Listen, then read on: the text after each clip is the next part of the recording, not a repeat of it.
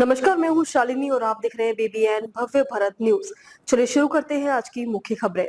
Iran पर सबसे जोरदार हमला करेंगे, डोनाल्ड ट्रंप की फिर से लड़ाई शुरू करने की धमकी, तेहरान के परमाणु कार्यक्रम पर अड़े। अमेरिकी राष्ट्रपति डोनाल्ड ट्रंप ने एक बार फिर ईरान पर हमले की धमकी दी है। ट्रंप ने कहा है कि अमेरिका ईरान में चल रही बातचीत अंतिम चरण में है और उन्हें उम्मीद है कि डील हो जाएगी। हालांकि अगर बातचीत टूट जाती है तो फिर वे सख्त रुख अपनाते हुए सैन्य विकल्प की ओर जा सकते हैं। ट्रंप की ओर से ईरान की ये धमकी ऐसे समय दी गई है जब दोनों देशों के बीच एक नाजुक सीज फायर है। ईरान ने किसी भी अमेरिकी हमले का जोरदार जवाब देने की बात कही है।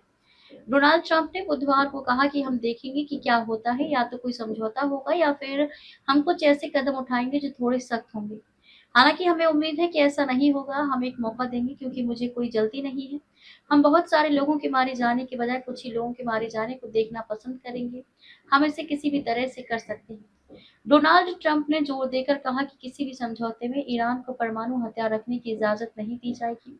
तेहरान की सरकार अगर परमाणु कार्यक्रम पर समझौता नहीं करती है और न्यूक्लियर वेपन बनाने पर आगे बढ़ती है तो चीजें फिर बिगड़ेंगी। इससे हमें ईरान पर एक बहुत जोरदार हमला करना पड़ सकता है। ईरान की रिवॉल्यूशनरी गार्ड आईआरजीसी की ओर से कहा गया है कि अगर उनकी जमीन पर अटैक होता है तो उसका पूरी ताकत से जवाब दिया जाएगा।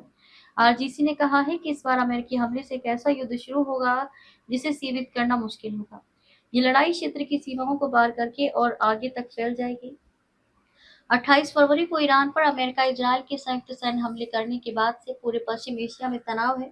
39 दिन की भीषण लड़ाई के बाद 8 अप्रैल को पाकिस्तान की मध्यस्थता से युद्ध विराम पर सहमति बनी। इसके बाद से बातचीत के जरिए समझौते की कोशिश हो रही है, लेकिन दोनों पक्ष किसी शांति समझौते पर नहीं पहुंच सके हैं। तो अभी तक के लिए इतना ही। मैं शालिनी आपसे विदा लेती हूँ। अगली खबर में फिर मुलाकात होगी एक और खास खबर के साथ। तब तक के लिए बने रहिए बीबीएन भव्य भारत न्यूज के साथ। नमस्कार।